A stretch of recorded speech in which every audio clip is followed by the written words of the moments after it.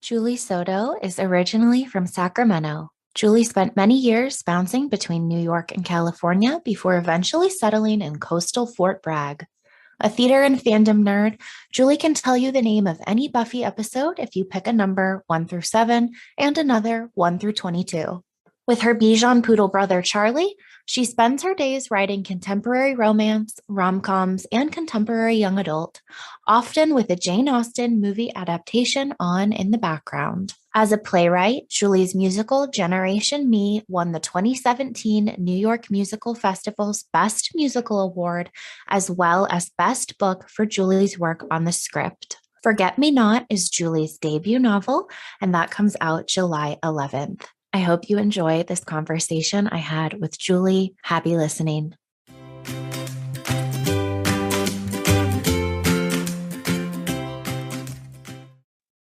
Hi, everyone. Welcome to today's episode of the Professional Book Nerds podcast, sponsored by Overdrive.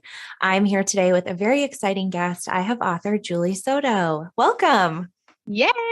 Thank you for having me. I am so excited to chat with you for a myriad of reasons. But the main reason that we're here today is to talk about your book that comes out on July 11th, Forget Me Not.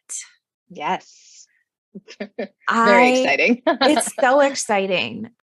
This book has been on my radar for what feels like a very long time, as with publishing. Yeah.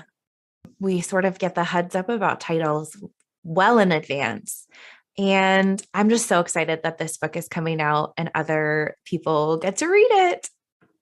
Yeah, I am stoked. It is, I agree. It almost feels like it's been a really long time because the cover reveals and announcements and all that stuff building up to it, I feel like as a debut, you don't have anything else going on at the same time as those things. So it's just that.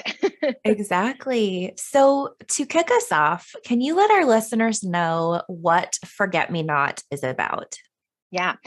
Forget Me Not is about Amma, a young, ambitious, up-and-coming wedding planner who gets the opportunity to work on the wedding of a lifetime. It's a career changer, a bit of a celebrity wedding. And the only catch is that the couple has already decided on their florist, Elliot, the man whose heart she broke 2 years ago. So they have to work together and pretend that they were never in love and deal with how each of them feels about the other one now. Ooh, listeners can't see, but I'm just smiling from ear to ear. Everything about this book, yes, perfection. It is so good. So Thank you. I am a pretty voracious romance reader. I love romance for its reliability, for its tropes. I'm wondering where the idea first came for you for this book with the whole notion of a wedding planner and a florist. Like, where did all of that come from? Was that the start, or did that come into play later?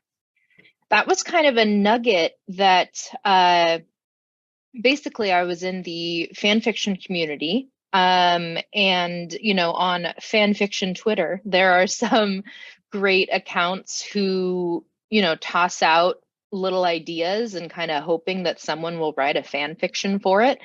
And so a friend of mine who has a great account who keeps getting when you see people make memes out of tweets and they get put on Instagram, I'm constantly seeing her being put on Instagram in this carousel of funny things, her name is Fran. Her Twitter is Galactic Idiots. And she posted about, what about a wedding planner and a florist and this type of thing. And I looked at it and I was so intrigued by it. And it wasn't until I truly pinned down the reason I liked it was that it was basically a Persuasion retelling. from Jane Austen. Yes. And just kind of, the idea of like, I turned you down or I broke your heart and now I'm forced to be in your orbit again and you really hate me. So that was kind of, I would say that the nugget came from the fan fiction community in that way, but the reason that I latched onto it was how Austen it was. Yeah. I love that so much. That's like an added layer to this. I love this book Yeah. already, but Thank you. we'll take any little influence from Jane Austen. Exactly. Queen Jane. Yeah. Exactly. So I'm curious then how you decided on, we're going a little bit into the weeds, how you decided on the book's format. So it's sort of told Mhm. from that dual point of view and with the alternating timelines. I don't think that's a spoiler. Yeah. No, I don't think it is. So the present day, we see it in the past and the present. Present day scenes are in Emma's point of view, and the past scenes are in Elliot's point of view. And I think when I was really looking at the structure of Persuasion, or even just like Persuasion adaptations that I'd seen, not necessarily movie adaptations, because there's only a couple, and the Dakota Johnson one wasn't out yet. Um, but anything that resembled Persuasion, we I feel like in romance, more than fan fiction, you have to kind of prove to the reader that these two belong together. It's almost like your thesis statement that you make in the beginning, and by the end you have a whole thing. Um, but the fan fiction world where I'm from, people are clicking on stories because they already believe these two characters belong together and they want to see an author's spin on it. So when I was kind of thinking about the transition from writing fan fiction to writing original, I realized that I like the burden of proof was on me to figure out like why these two and why now and why this way. So I figured that the best thing to do would be to get into Elliot's head, which I personally didn't write a lot of dual narrator, dual point of view before this, because I don't love when it gives away what the guy's thinking. Because I like when he's an enigma. Uh, so for me, I was thinking, well, how can I get into his head without giving away what he's thinking? And I think the way that I landed on was, well, let's show what he was thinking 2 years ago, and we can only guess what he's thinking present day about all of their interactions. And I think I was probably halfway through writing it when I realized that, like, oh, this is going to be really great for the tension.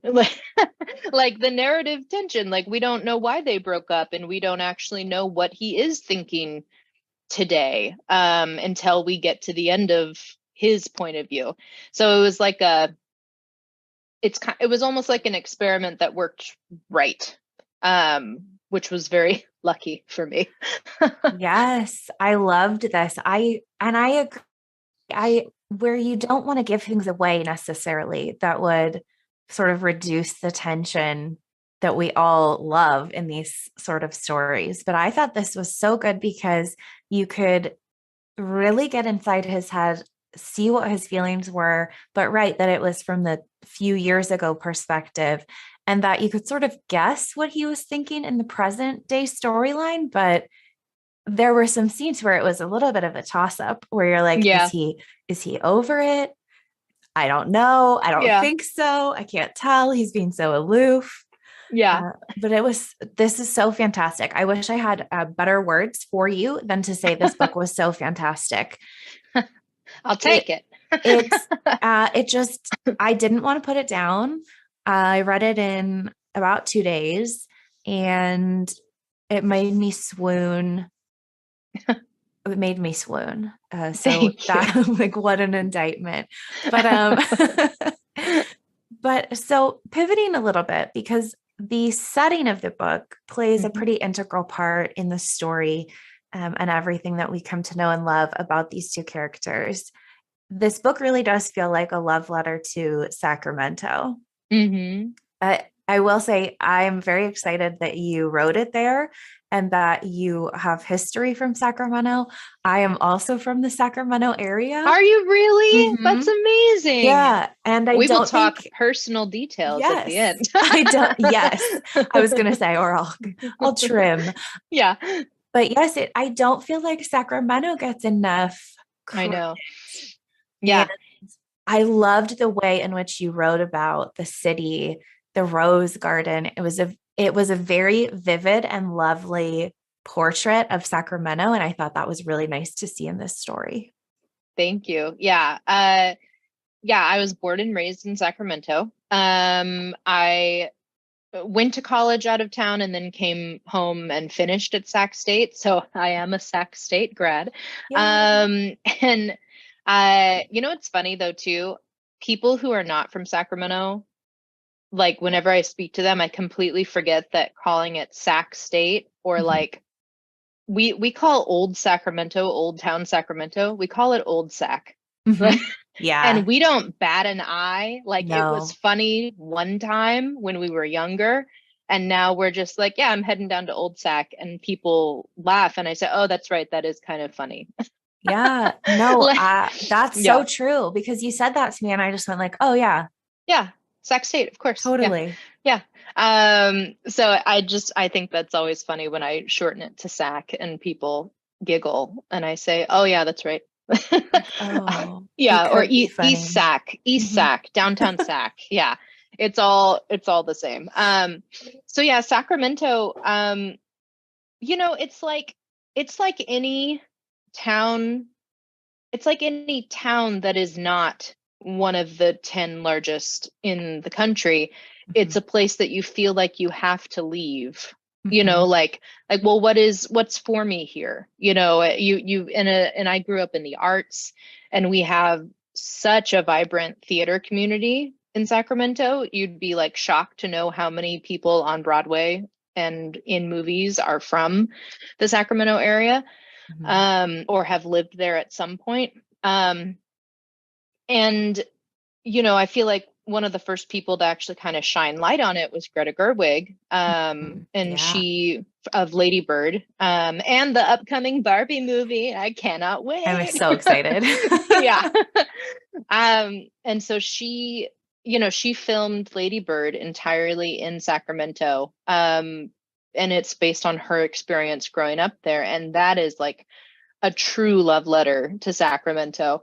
And that was kind of the framework I wanted to work with is, you know, what does my Sacramento look like? And so I really, it was really fun too to like write things in that I understood, but then when copy edits came back and my copy editor is like making notes on things, it was either wrong because I had said it wrong and like Mhm. I firmly believed what like one of the examples is like, so, like said something like Mar lives like 10 blocks east.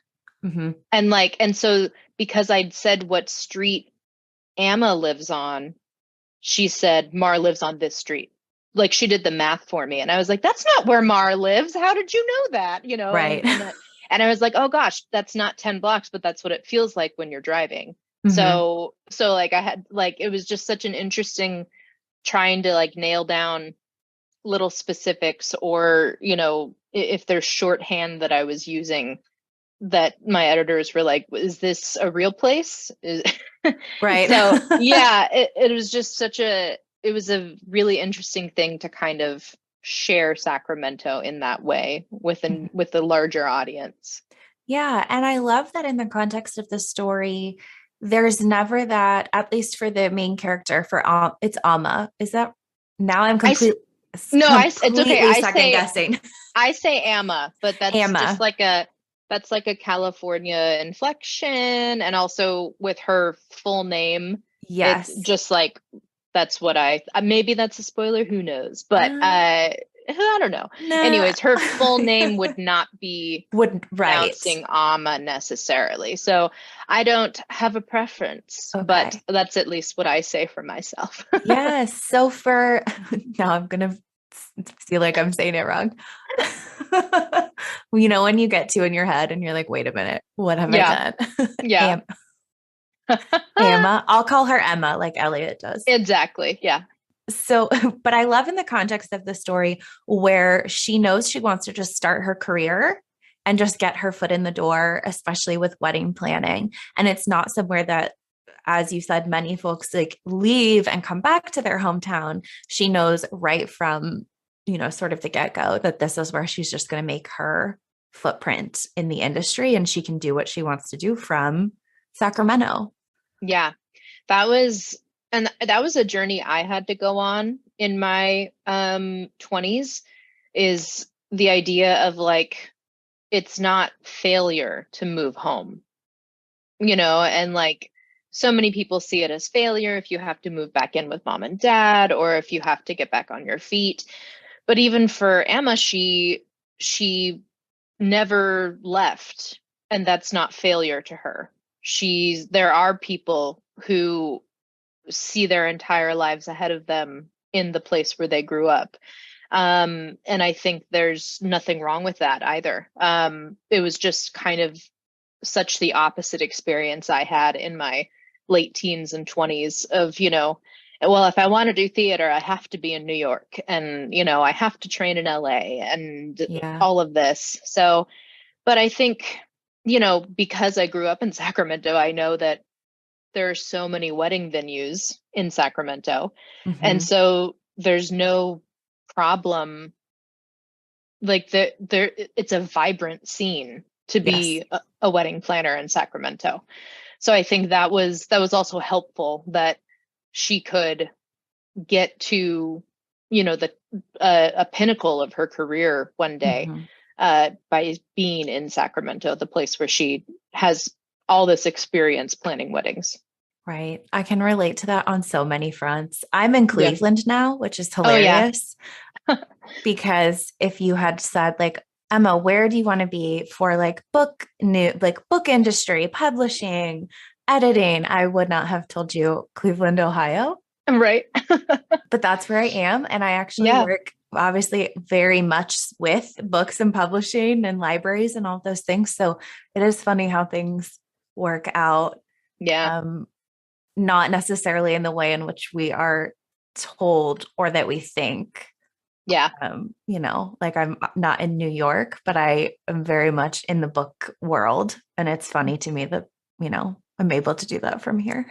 Yeah. It's always the like, don't make plans or, Right. what, it's like, if you're religious, the God laughs when you make plans type of thing, Right. that type of anecdote.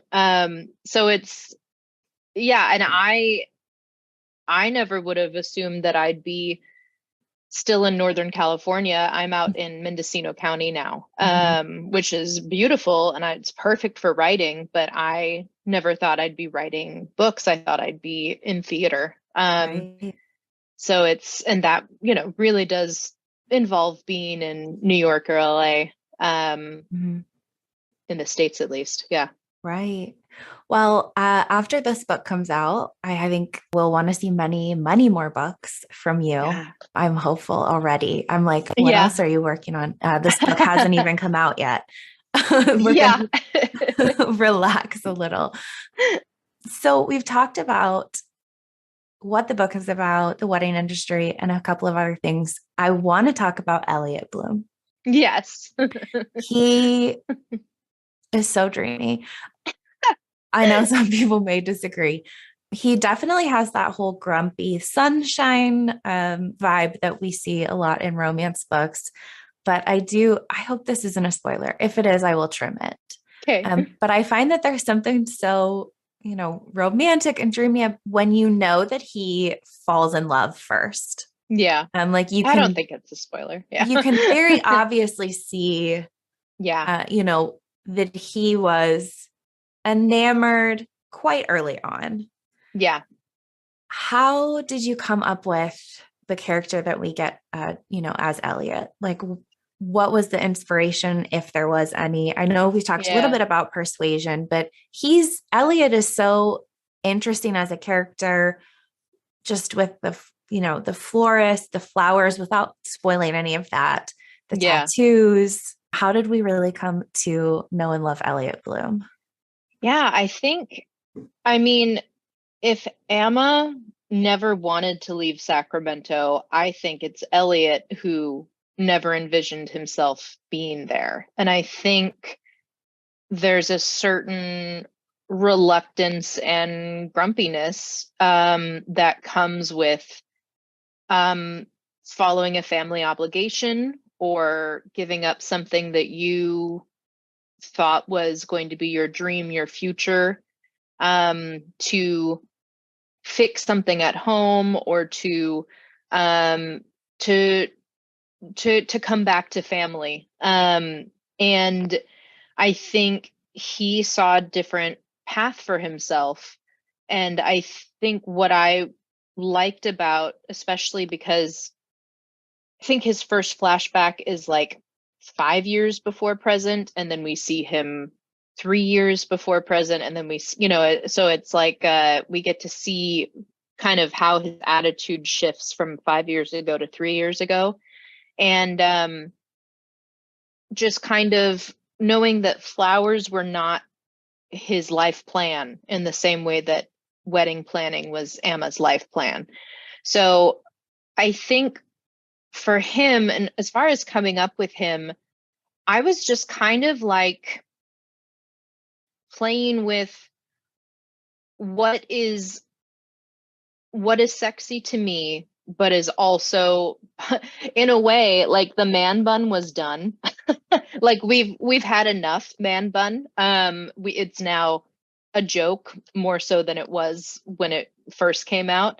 And then like, you know, tattoos are not cliche by any means, but like your personality trait is man buns and tattoos. Like that's kind of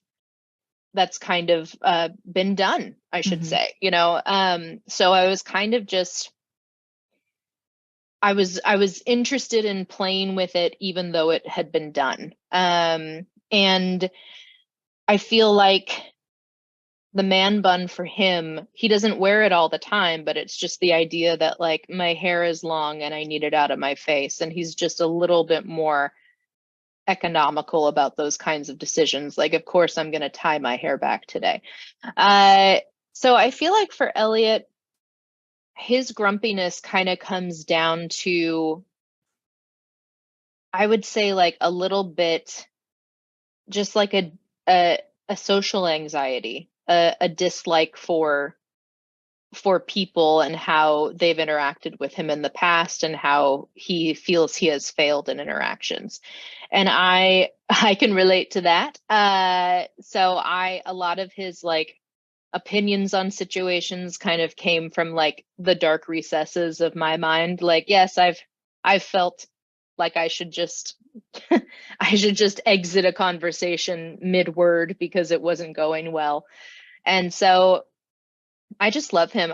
His point of view was so much easier to write because he was he was so clear in all of his intentions, which was I would like to be alone. Yeah. I love that. I love his character so much. And I agree, like, where we sort of mock things like man buns, he's Yeah. very much just like, this is practical. Yeah. I'm trying to work. Like, Yeah, it's not a exactly. comment on anything else. Yeah. My hair is too long. I should probably cut it. I don't have the time. Right. Yeah. Well, and it's interesting in this. So there's obviously a lot of influence from both Elliot's father, who owned the flower shop before, and then Amma's mother, who's had a lot of influence on her in all of her weddings, Yeah. marriages. I think that's again page 2, where Yeah. we find out about her mother. And so you can really see the ways in which that their parents have influenced them, intentionally or not, in where they are as adults, in where they are in their careers, and as, people trying to find love or not in the world. And so I'm interested to talk a little bit about, on the flip side, Amma. She knows the way that her mom treats marriages and weddings has an impact on, obviously, both her life professionally and personally. I want to know why she's so, I guess, want to know why she's so stubborn. She seems a little stuck in her way. And we kind of see that challenged a little bit throughout the course of the story. Yeah. I think Amma, she is stubborn. I think she spent the majority of her short life, because she's about 25, 26 by the time we catch up to present day, being right about things. She does know the right way to do a wedding. She does know what, she's been successful in the choices she's made. And I think, not to say that she hasn't failed, because we do hear a lot about her failure professionally, but I think she gets stubborn because she has so many moments that she can point to personally and say, yeah, I was right. That marriage didn't work out for my mom. Marriage number 8, I knew wasn't going to be good. And yeah, we're way well past marriage number 8. And I think she doesn't have her own practical experiences in the subject of, relationships and ending and things like that, and marriages and divorces, but she has been proven right throughout her entire adult life and even teenage life, when she looks at, well, this is what I thought of this relationship and it didn't last and I was right.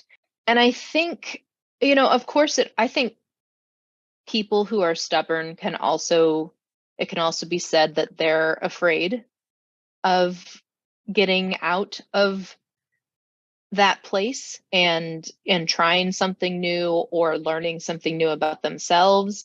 And I think one of her biggest fears is turning into her mother and having so many marriages and being the laughing stock of her friends and family and hometown. And she, I think she's just resolved that, well, if I don't have relationships, then I can't have breakups. If I don't have engagements, then I can't get divorced. And so keeping people at arm's length, keeping men at least at arm's length, and then focusing so much on her career, that's worked out great for her. She doesn't have to learn anything new about herself at 25, 26, because her life is perfectly on track. And I think she was 20, 22, 23 in the past. But I would say that that's at the core of her stubbornness is, well, I don't have to put myself in an uncomfortable situation because I already know how things are going to turn out. And I won't turn into my mother if I don't start down the path. Mm-hmm. I think that's true. It seems like there are a lot of ways in which she does act a little bit out of that. I mean, as you would, fearful place. Like, I don't want to put myself into that position to repeat, the mistakes of my mother, but also to get hurt. Yeah. And what I find interesting with her as well is, and I'm trying not to spoil anything. So again, but there is a little bit of that where it's mentioned from her old boss, Whitney, about maintaining, professional boundaries with the clients and things like that, where it seems like the way that she puts her whole heart and whole self into the weddings is what her clients resonate with. Yeah. That's seen, that's seen to be a little bit of a like stumbling block or a problem, at least in the context of her former employer. I do find it interesting that she's putting her whole personality into the weddings she designs because it's for other people, but she doesn't want to put, that same sort of thing into her professional or to her relationships. Yeah. It's an interesting dichotomy, I think, for her character, because you can see how much she puts, into it to get the perfect wedding, to get, everything set up for these couples. Yeah. Well, and I would say too that she does have the most success when she puts her entire self into the wedding that she plans, but she also has in the past has had problems when there's almost like an invisible line in the sand that she will never know when she crosses, and that's when she messes up and gets hurt, and professionally, and of course people take that personally too. So I think she does put so much of herself in, but she, especially when we meet her in the book, she's still trying to hold something back. And I think that's one of the things she needs to learn throughout, is that you can open yourself up to, whether it's new experiences, relationships, professionally, you can open yourself up and trust that there is no line, that as long as I feel like there's always a line, but right. right. There's no line that she would cross maliciously, that she could not do something with ill intent, or selfish intent, that would actually cross the line. Her experiences have been ingrained fear of crossing the line, and a personal instance where someone else crossed the line. Yeah. Well, and so speaking of that, the obviously central part of this story is this big celebrity wedding that she has the opportunity of planning, and just creates the setting for our forced proximity with Elliot. Yeah. I wanted to know how it was writing all of these wonderful wedding planning details, the Hazel Renee wedding, without spoiling anything, even just the plan. Everything is so vivid and detailed. How was that writing all of those things? Did you have these particular places in Sacramento in mind to craft this whole thing? And how did that sort of come about in the writing process? I have absolutely no experience in wedding planning. I wouldn't know that from the book. I was very grateful to have a dear friend who used to be a wedding planning assistant, and in fact had a very similar relationship with her mentor that Emma has with Whitney. So she, but it's been over 5 years for her. She at least could tell me what it was like 10 years ago, and give me I had a call with her, and I was like, okay, what are all we consult on flowers together, and then what are all the possible situations where crap, we have to see you again, what. And so it was really great to hear her direct experiences with well, there's always this problem that could come up, or I had a problem with this during one wedding. And so it's the problems that she had over multiple weddings, I put all into one wedding. And so I feel like for me planning the Hazel Renee wedding, it was very helpful that it was in Sacramento, so that I could either easily create these vendors that were fake, or true, or actually follow real locations, real things that I've been to.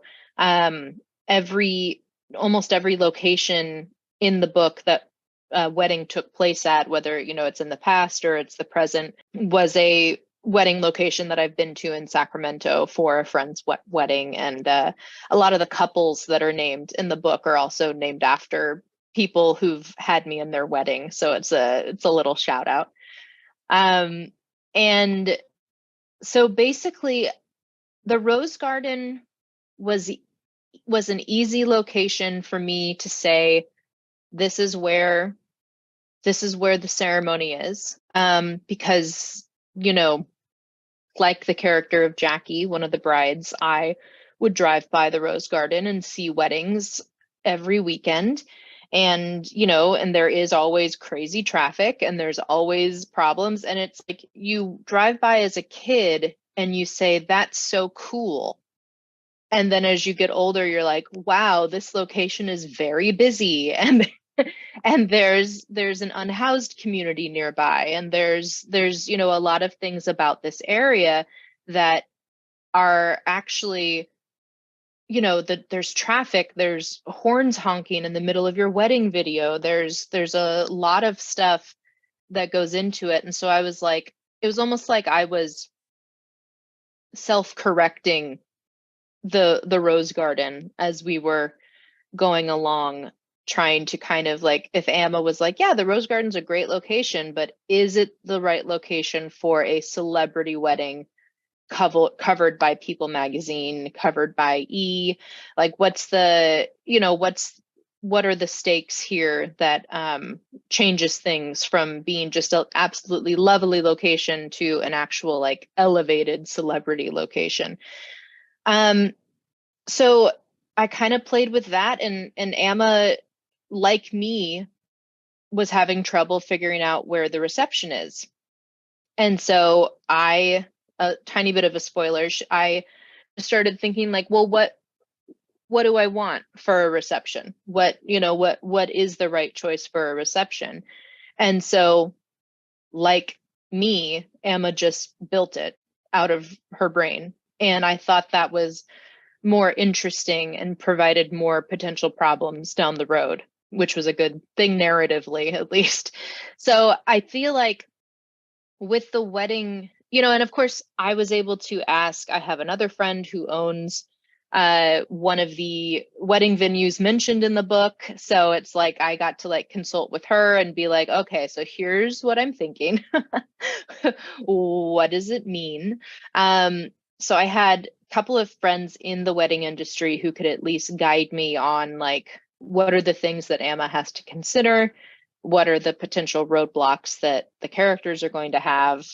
And then what am I going to have as the writer? And so it was really interesting planning a wedding. Like, I don't know if that's exactly what I would want if I were to ever get married, but it's certainly in the right direction.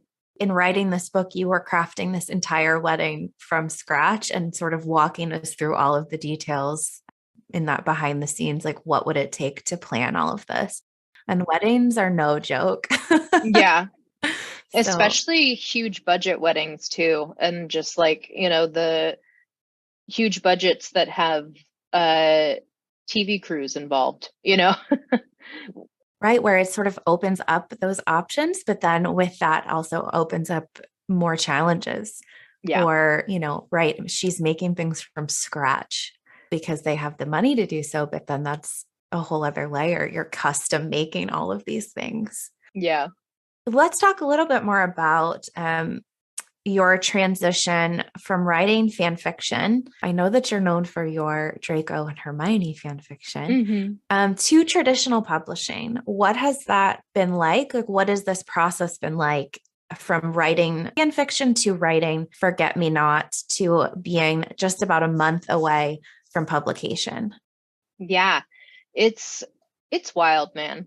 It's you know, uh fan fiction is such a great kind of insular community in a way. There's a lot of support. There's, of course, there's trolls, as there are in any community that's open to everyone. But there's just a ton of people who are looking for the same thing told differently. And it's just and people are kind and gracious and want to connect with other people, and maybe they don't have anyone in their non-online life that actually could talk to them about their love of two characters. And that's what I loved about fan fiction. I have been writing since 2017, and I write in the Harry Potter fandom and the Star Wars fandom, and have a lot of friends and a lot of support there. And basically, when I decided I wanted to, being an author has always been like a dream in the back of my head because I was in theater. So it's like I was focusing on, okay, am I an actress? Am I a playwright? Am I a director? What am I? And so transitioning, but like all the while I'm writing like 100, 200,000 word fan fictions. So it's like I'm writing the words, I'm writing the stories and the plots and enough of the words that could create a career in publishing. I'm just not putting it in the proper box to make that happen. So when I decided to transition and start writing Forget Me Not as a novel instead of a fan fiction, because it was never a fanfic that was posted online. It was like I said, it was like the fan fiction was a nugget, or the idea was a nugget from a fan fiction account. So basically I kind of had to get comfortable with the idea that there would be no serotonin and no dopamine for me for 18 months to 3 years. And that's a really hard transition because the fan fiction community, you can post a chapter, you can post anything as short as you want, as long as you want, and it will get some kind of response from people. So and the following that I had built up at that time, I had, a lot of response and got a lot of joy from the people who were involved in that. So knowing that it wasn't like I write a chapter and I post it, that was a hard transition a little bit. But, I had good friends who, like, I was like, hey, I've written like 50 pages, like 3 chapters, like can I send it to you just to tell me if you like it? And that's kind of gone away over time, the need for that. It's kind of like a morphine drip. Right. Where it just slowly you need it less and less. And so I would say that's one of the biggest differences between the two mediums, is that I'm kind of waiting for this like burst of energy as if I'm about to drop a chapter, but actually I'm dropping an entire book on July 11th. And that's, it's a different experience, and hopefully, and you have no idea if your fan fiction readers want to pick up a romance book. Like, the reason they're reading fan fiction sometimes is because they can't find what they want out of traditional publishing. So it's just a hope that a lot of the audience will come over and want to meet Emma and Elliot. But yeah, it's a whole new world, and it's not I don't consider fan fiction a stepping stone. A lot of people who've gone from writing fan fiction to publishing, I'm not saying that they've said that, but they've left their roots behind entirely, or some people even try to hide that they wrote fan fiction. I'm just like so grateful that we're living in a different world where especially women can say, this is the hobby that brings me joy, and no, you can't take it from me. Mm-hmm. And I think that's not where we were 10 years ago. And I think Allie Hazelwood, my friend, has definitely pulled us into this brave new world, and I salute her for being the the captain of this crazy ship that we're on, of people being like, hi, I write fan fiction. Yeah, I think that's so true. I think the way that people maybe looked at fan fiction 10 years ago is a lot different than I hope people look at it now. Yeah. They're totally different things. And I think that sort of notion that like one isn't as good as the other, anything is just silly. Yeah. There's less gatekeeping in fan fiction, so there will be things that are of a completely different quality, two completely different sides of the spectrum, but there are also published books that are of a completely different quality of each other, and that Yep. went through editors and Yep. marketing teams and Right. things. So it's there's always a spectrum. Right. We just want people to read whatever brings them joy. So just let them have that. Yeah. Yeah. But I think it's going to be a forget me not summer. I think people are going to, and I think and hope you'll meet some of your readers on your book tour coming up, that you'll start to hear all of the wonderful feedback on this book. It's so good. Thank you. Yeah, I'm really excited to just US book tour has been solidified. I don't know if I'll ever get to the UK, but definitely excited to try to see if people turn up in the cities. Yeah. So you're going to a couple of stops in the US on your book tour. Hmm. Are you most excited for any particular stop or just looking forward to the whole experience? You know, the Sacramento stop, it is the first stop, and it is actually an early release party.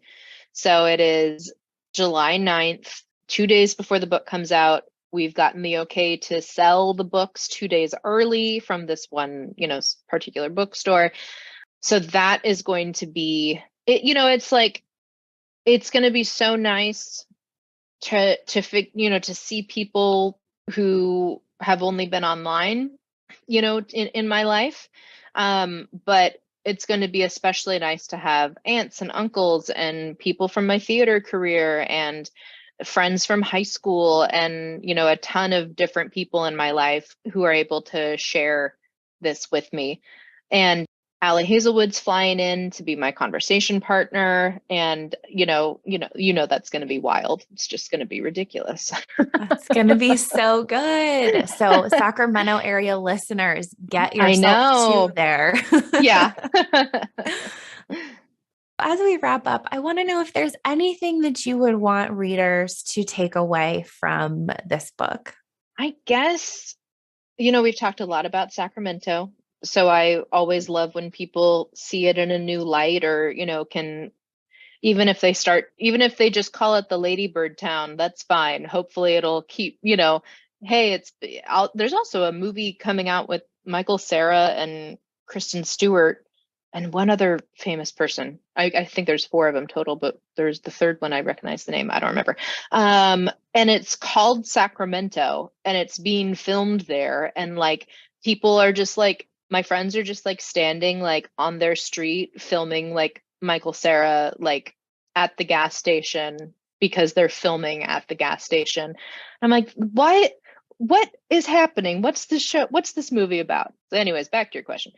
I'd love for people to take away some more information and love for Sacramento and want to visit there someday. But I guess also, in terms of the characters, I feel like what I'd love for them to take away is kind of what Emma has to learn, which is, opening yourself up to other people, and to opening yourself up to failure is a big, very difficult thing that I think I'm still working on. Everyone's still working on in their own way. And I think Emma has to learn that in terms of her relationships. Now, I already sort of asked you this a little bit, and I know authors love this, where we're talking about your book that's coming out in a month, and I'm going to ask if there's anything else that you're working on right now. Yeah, I have a second book coming out from Forever next summer, Forever and HarperCollins in the UK. And we are not solid on a title, so I can't Okay. I can't even say that. Mhm. But one of the main characters appears in Forget Me Not, and I bet it's not who you think it is. Okay. I'm like, ooh, who I'll is it? I'll We tell can you talk afterwards. off Yeah. record. Amazing. Yeah. And for any of our listeners that want to keep up with your updates, where can they find you on social media? I am at Julie Soto Writes on every platform, thankfully. That makes it very easy. Yeah, so I'm on Instagram, TikTok. My Facebook author page is findable under Julie Soto Writes. And what else? I have a Twitter, but I am not on it. And yeah, what else? I don't know. But that's those are the main platforms. I'm primarily on Instagram. And then my website is Julie Soto Writes. Perfect. Thank you so much, Julie, for taking the time Thank to you. chat with me. I cannot wait for people to read Forget Me Not. And for our listeners, this comes out on July 11th. Thank you so much, Emma. Readers can sample and borrow the titles mentioned in today's episode on overdrive.com or in Libby. Our library friends can purchase these titles in Marketplace. Professional Book Nerds is proud to be an Evergreen Podcast signature program. To learn about other Evergreen podcasts, visit evergreenpodcasts.com. Our podcast is produced, recorded, and edited by Emma Dwyer and Joe Skelly and presented by Overdrive. To learn more, visit professionalbooknerds.com.